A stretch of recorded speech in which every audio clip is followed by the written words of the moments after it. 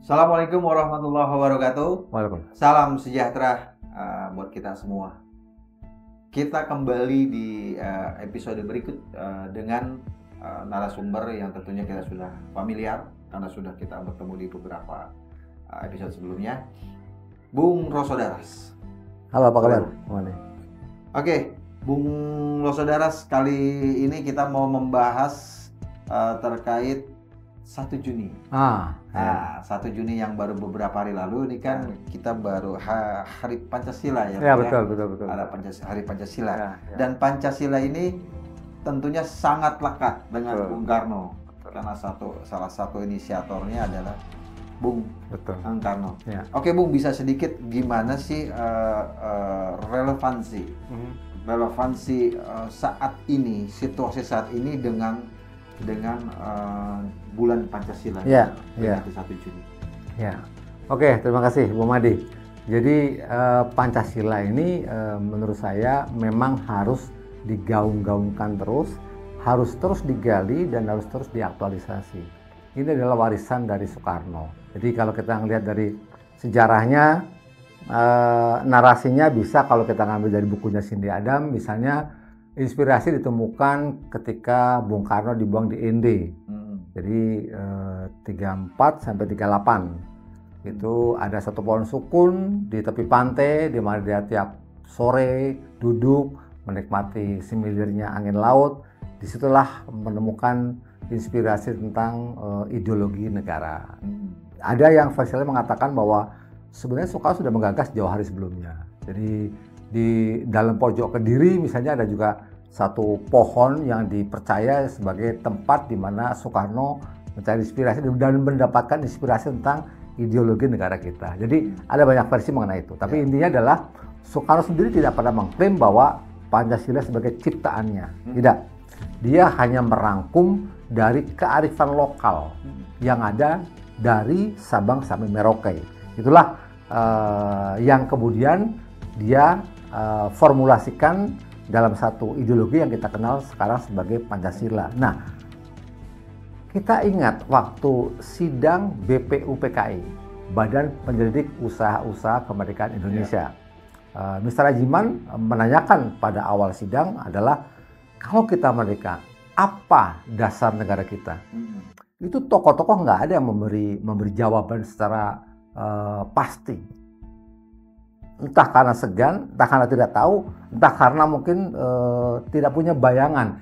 Ini kita mau pakai ideologi apa nih? Gitu. Dan pada hari sidang kesekian, tepatnya 1 Juni 45 itulah Soekarno menyampaikan pidato yang sekarang kita kenal sebagai pidato lahirnya Pancasila, atau diperkatakan sebagai lahirnya Pancasila. Dan di situ kan Soekarno membandingkan ideologi dan dasar-dasar berbagai negara. Dia mengutip bagaimana Soviet, bagaimana Cina, bagaimana Ibn Saud membentuk negara Saudi Arabia, dan beberapa negara besar. Gitu. Dan dia menawarkan Pancasila. Jadi kalau bahasanya tidak seperti yang sekarang, karena waktu itu kan Soekarno tidak menempatkan ketuhanan nomor 1, ya, tapi ada internasionalisme, ada keadilan sosial, ada beberapa ketuhanan gitu ya. Yang kemudian oleh Mr. Rajiman, ketua sidang BPUPKI, dibentuklah tim ad hoc 9 orang, di mana Soekarno sebagai ketua. Nah, dirumuskanlah sila-sila tadi sebagai Piagam Jakarta. Di mana sila ketuhanan menjadi sila nomor 1. Tapi ada 7 kalimat lainnya yang ketika itu diajukan sebagai bagian tak terpisahkan dari pembukaan Undang-Undang Dasar 45 sebagai landasan konstitusi negara kita, sebagian kelompok non-muslim keberatan. Karena jadi seolah-olah ada yang Islam dan tidak Islam itu kok pelakuannya jadi berbeda gitu ya. Disepakatilah penghapusan 7 kalimat tadi sehingga bunyi Pancasila seperti yang sekarang. Itu sejarah singkat kurang lebih akhirnya Pancasila. Nah, tapi saya mencoba mengutip karena dalam aplikasinya ya, lepas daripada orang mengkritik dulu ada BP7, dulu ada penataran P4 gitu loh, dan mungkin dengan berbagai macam ajaran manifestasinya. Tapi yang menarik dikulik adalah bahwa suatu hari saya bertemu sama tokoh pers kita, almarhum Yaakob Utama. Dia mengatakan, ya saya tanya tentang Soekarno, karena nama Kompas yang memberikan Soekarno waktu itu. Betul. Saya gali. Saya sampai pada kesimpulan, Pak Yaakob setuju nggak kalau Bung Karno sebagai orang besar Indonesia yang pernah dimiliki Indonesia? Saya setuju. Dan Anda tahu, salah satu ciri orang besar adalah memiliki warisan yang masih diaplikasikan hingga hari ini. Dan dia mengatakan salah satu adalah ideologi Pancasila sampai sekarang. Yang kedua misalnya bahasa, persatuan, itu semuanya warisan-warisan Soekarno. Maka dia sebagai orang besar. Cerita lain adalah ketika dia bertemu dengan sahabatnya, Broz Tito. Itu presiden Yugoslavia, legend, itu Bapak Yugoslavia. Nah, mereka sangat akrab. Nah, sebagai sesama negara yang baru merdeka, kemudian mereka sempat berbincang-bincang santai, sampai pada suatu kesimpulan, Pak Tito kurang lebih, apa yang akan terjadi ketika Anda sudah meninggal nanti? Oh, saya tidak khawatir dengan Yugoslavia, karena kami memiliki pasukan yang hebat dan kuat. Tapi dia balik tanya kepada Soekarno, sebaliknya Bung, apa yang akan terjadi dengan Indonesia ketika Bung Karno sudah tidak ada? Saya tidak khawatir, karena saya sudah memberikan the way of life buat bangsa saya, yaitu Pancasila. Jadi Pancasila adalah the way of life.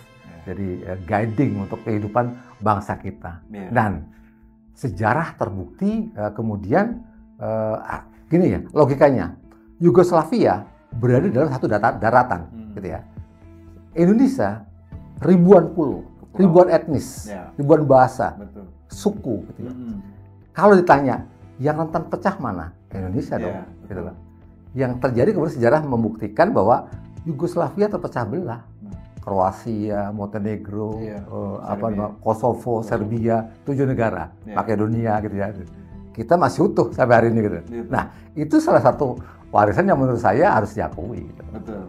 Berarti memang tidak berlebihan kalau kita bilang Pancasila itu sakti ya, Pak. Betul. Ya. Betul.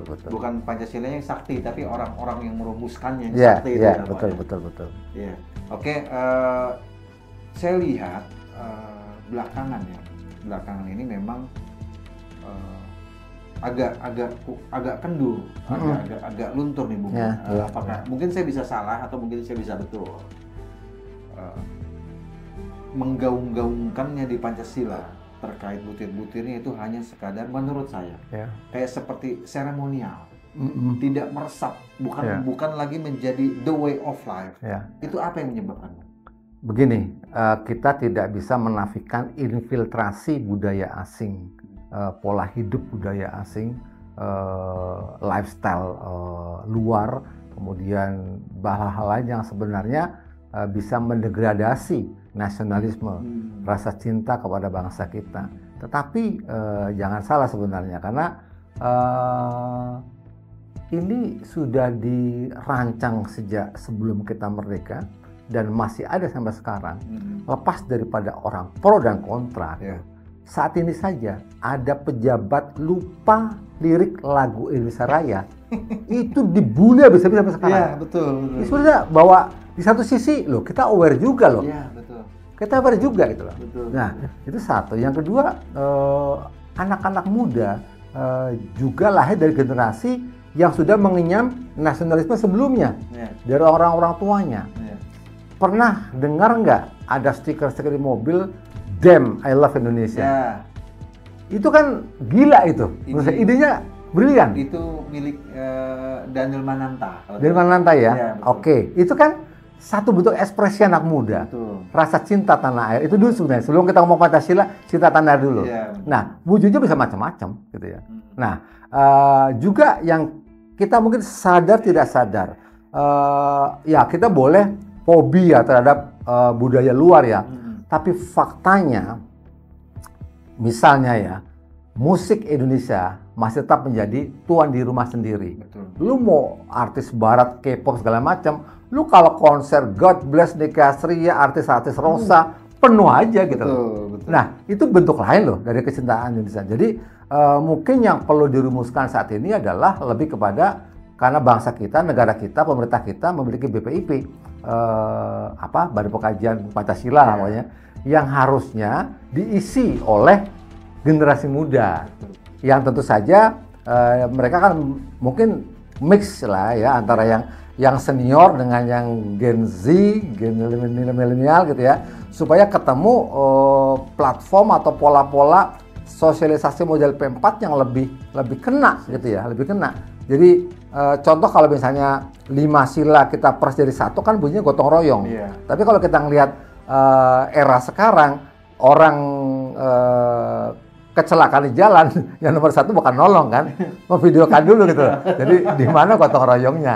Nah itu kan beda. Tapi kalau kita lihat beberapa yang lain kan ada juga konten-konten yang sangat menyentuh lah ya, orang yang menyentuh, membantu orang. Itu kan juga pengamalan dari sila-sila Pancasila ya, membantu orang miskin segala macam. Berarti mesti ada anak-anak muda sekarang ini ada pelibatan. Ada pelibatan, bukan hanya jadi penonton gitu, Bu, kira-kira. Betul. Nah, jadi pelibatan ini bukan hanya dia seremonial ya, Bung ya, menyanyi di saat 17-an, tapi lebih ke yang Bung tadi bilang harus masuk di badan BPIP tadi. Pembekalan mengenai Pancasila. Zaman dulu saya, Bung, kuliah itu saya ada penataran. Iya, betul. Entah kenapa nih zaman sekarang, yang sekarang saya lihat sudah tidak ada. Berarti betul. Menurut Bung Roso perlu seperti itu. Tetap perlu, cuma formatnya mungkin yang berbeda gitu ya. Harus lebih cara-caranya kan kalau misalnya dulu kan masuk kelas, dicekoki dengan doktrin Pancasila. Sekarang mungkin dengan camping, dengan outbound, dengan aktivitas mungkin lebih related dengan aktivitas anak sekarang gitu lah. Tapi dikenalkan nilai-nilai keadilan sosial, nilai-nilai ketuhanan, kayak gitu kan, nilai persatuan. Nah, jadi kan dari situ sebenarnya. Jadi tidak hanya menghafal sila kan, tapi bagaimana pengamalan. Jadi kita mendidik anak untuk tidak segan-segan berbagi dan menolong, itu sudah menanamkan nilai Pancasila sebenarnya itu. Salah satu butir. Nah, iya. Oke, karena setahu saya dari satu sila itu butirnya banyak banget. Saya nggak hafal. Kalau Bung Roso pasti luar kepala. Ini sebetulnya masih banyak kita mau bahas, Bung, mengenai Pancasila. Cuma karena terbatasnya waktu dan durasi, kita sudahi dulu obrolan kita di terkait 1 Juni dan Hari Pancasila. Kita akan sambung lagi di episode berikutnya yang pasti tidak kalah menarik bahasannya, dan tentunya dengan masih relate, masih berhubungan dengan apa yang terjadi kekinian di negara kita. Oke, terima kasih Bung Roso. Sama-sama. Terima kasih pemirsa juga sudah setia mengikuti kami. Simak terus episode selanjutnya. Assalamualaikum warahmatullahi wabarakatuh. Waalaikumsalam. Thank you, Bung. Paham.